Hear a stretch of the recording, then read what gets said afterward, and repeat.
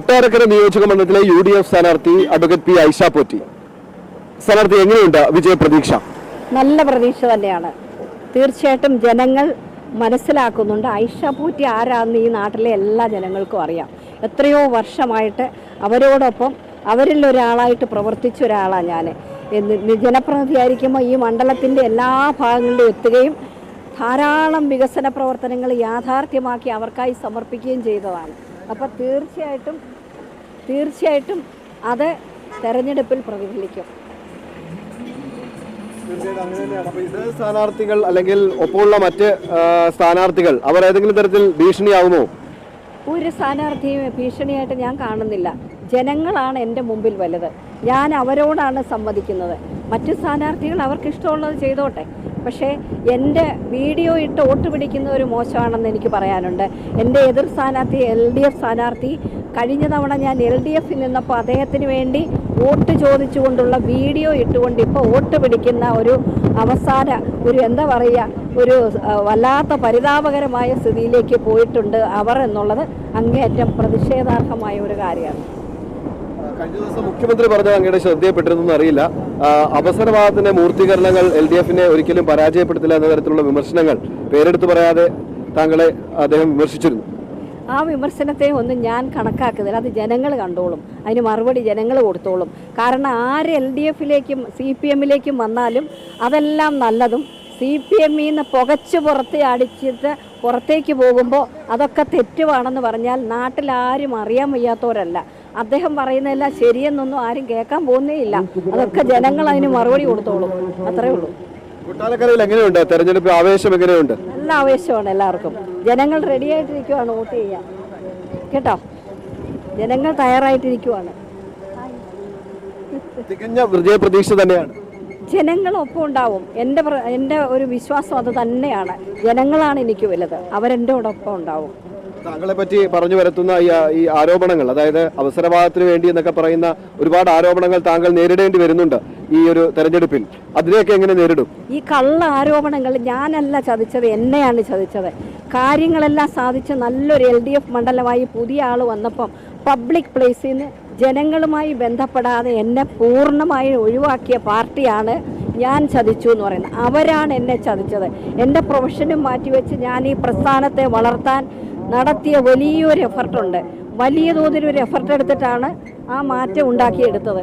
ആ ചെയ്ത പ്രവൃത്തിക്ക് കാശിൻ്റെ വില ഒരു വാല്യൂവും എൻ്റെ പഴയ പാർട്ടി കൽപ്പിച്ചില്ല. ഞാൻ എൻ്റെ പ്രവർത്തനത്തെ ഒട്ടും വില വെച്ചില്ല എന്നുള്ളതാണ്. അത് കാലം തെളിയിക്കും. അവർക്ക് വിഷമിക്കേണ്ടി വരും. അത് ഞാൻ അങ്ങനെയാണ്. എനിക്കല്ലാതെ ഈ എനിക്ക് ഒരു മുഖമേ ഉള്ളൂ. ഞാൻ പറയുന്നതെല്ലാം സത്യമായ കാര്യങ്ങളാണ്. വെറുതെ എനിക്കൊന്നും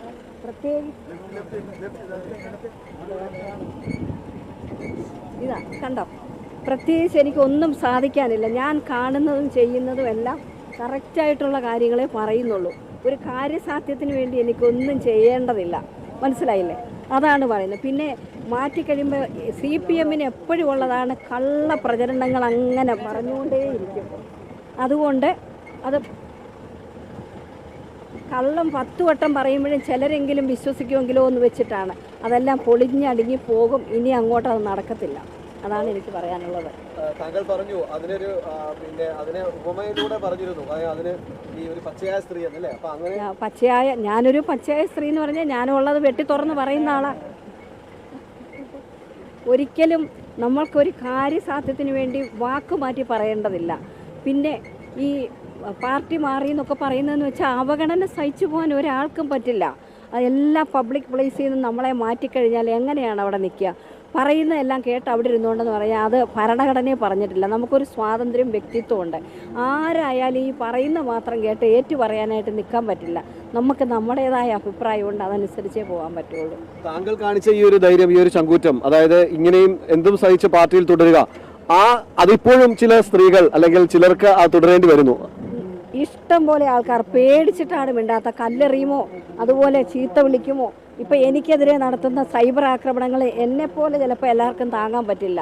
ഞാനത് പോയി പണി നോക്കട്ടെ, അവരുടെ സംസ്കാരമെന്ന് പറയുള്ളൂ. ഇപ്പോൾ എന്നോട് എല്ലാവരും ചോദിക്കുന്ന ഈ ഇത്രയും മോശപ്പെട്ട ഭാഷ ഉപയോഗിക്കുന്ന പാർട്ടിയിൽ ഇത്ര നാൾ എങ്ങനെ നിന്നു എന്നാണ്. അപ്പോൾ ഈ പറയുന്ന മുഴുവൻ ജനം കാണുന്നുണ്ടേ, അതിനൊരു റിസൾട്ട് ഉണ്ടാവും.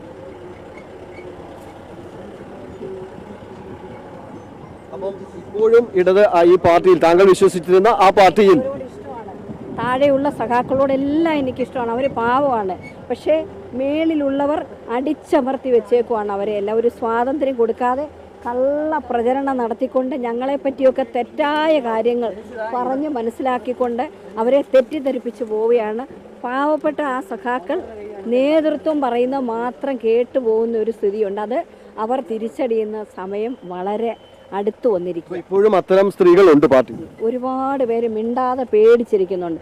അതെങ്ങനെയാ സഖാവെ വല്ലതും പറഞ്ഞാൽ അന്ന് പാർട്ടിയിൽ നിന്ന് പുറത്തല്ലേന്ന്? പുറത്തായാലെന്താ? എന്ത് ചിന്തിക്കണ്ടേ? പുറത്തായാലെന്താ? നമ്മൾ വർക്ക് ചെയ്യണം.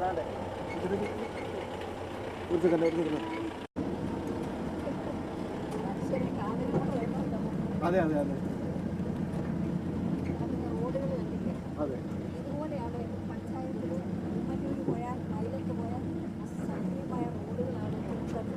ഇടതുപക്ഷം ഭരിക്കുന്ന പഞ്ചായത്തുള്ളപ്പം എം.എൽ.എ ഉണ്ട്, എല്ലാവരും ഉണ്ടായിട്ടും നിങ്ങളൊക്കെ ഒന്ന് പോയി കാണണം. പഞ്ചായത്തുകളിലെ ഉമ്മന്നൂർ മൈലം പഞ്ചായത്ത് ഇന്നലെ പോയപ്പം പരാതിയുടെ പ്രളയമായിരുന്നു ആൾക്കാർക്ക്. ഇതൊക്കെ കാണേണ്ടത് തന്നെയാണ്. ഒരു ധനമന്ത്രി എന്ന് പറയുമ്പോൾ ഇഷ്ടം പോലെ കാര്യം ചെയ്തുകൂടെ? അത് ആ സ്പീഡിൽ ഇവിടെ വന്നിട്ടുണ്ടോ എന്ന് നിങ്ങളൊക്കെ ഒന്ന് പരിശോധിക്കണം. ഒരു 10-15 കൊല്ലം പിറകോട്ട് പോയി ഈ മണ്ഡലം. നമ്മൾ അത്രയ്ക്ക് നന്നായിട്ട് ചെയ്തു വന്നുകൊണ്ടിരുന്ന ഒരു മണ്ഡലമാണ്. അത് തീരെ പുറകോട്ട് പോയി എന്നുള്ളതാണ് ഇപ്പോഴത്തെ ഒരവസ്ഥ. കൊടുത്തിട്ട് കാര്യമില്ല. നമ്മളൊക്കെ ചെയ്തു വെച്ചതെല്ലാം റീലാക്കി അദ്ദേഹം കൊണ്ടുവന്നാന്ന് പറഞ്ഞ ഇത് ജനങ്ങൾ കണ്ടുകൊണ്ടിരുന്നതല്ലേ. അത് മനസ്സിലാക്കും.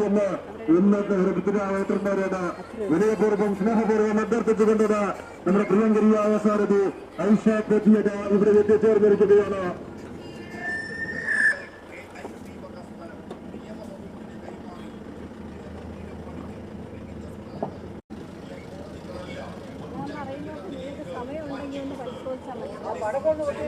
ക്കാരെ തെറ്റിദ്ധരിപ്പിച്ച് വെച്ചേക്കുക.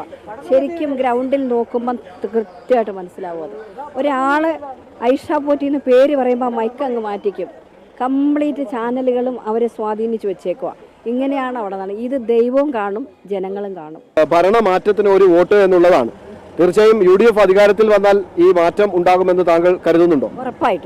ഉറപ്പായിട്ടും മാറ്റം ഉണ്ടായി. ഫ്ലക്സ് വിപ്ലവമായിരിക്കത്തില്ല. ഈ പരസ്യത്തിൽ കൂടെ ഉള്ളതല്ലാതെ റിയലായിട്ട് ഗ്രൗണ്ടിലേക്ക് ഇറങ്ങിയപ്പോൾ മനസ്സിലായ പ്രശ്നങ്ങൾ പരിഹരിച്ചുകൊണ്ടായിരിക്കും UDF ഗവൺമെൻറ് പോവുക. ഉറപ്പാണത്. തീർച്ചയായും അത് തന്നെയാണ്. സ്ഥാനാർത്ഥിക്ക് തികഞ്ഞ വിജയപ്രതീക്ഷ തന്നെയാണ്. കാരണം ഇതാണ് ഞാൻ പറയുന്നത്, എൻ്റെ വോട്ടെന്ന് ഞാൻ പറയുന്നത്. കണ്ടോ ആൾക്കാർ കാണിക്കുന്ന സ്നേഹം? ഇതാണ് എൻ്റെ വിശ്വാസം. അത് തന്നെയാണ്, ജനങ്ങളാണ് സ്ഥാനാർത്ഥിയുടെ ഏറ്റവും വലിയ വിശ്വാസം. അത് തന്നെയാണ് വോട്ടായി പ്രതിഫലിക്കുന്നത്. അത് ഈ തെരഞ്ഞെടുപ്പിൽ മുതൽക്കൂട്ടാകുമെന്ന് തന്നെ അഡ്വക്കേറ്റ് പി ഐഷ പോറ്റി വിശ്വസിക്കുന്നു. പ്രദീപ് ബാളത്തുങ്കലിനൊപ്പം സുധീഷ്, അമൃത ന്യൂസ്, കൊല്ലം.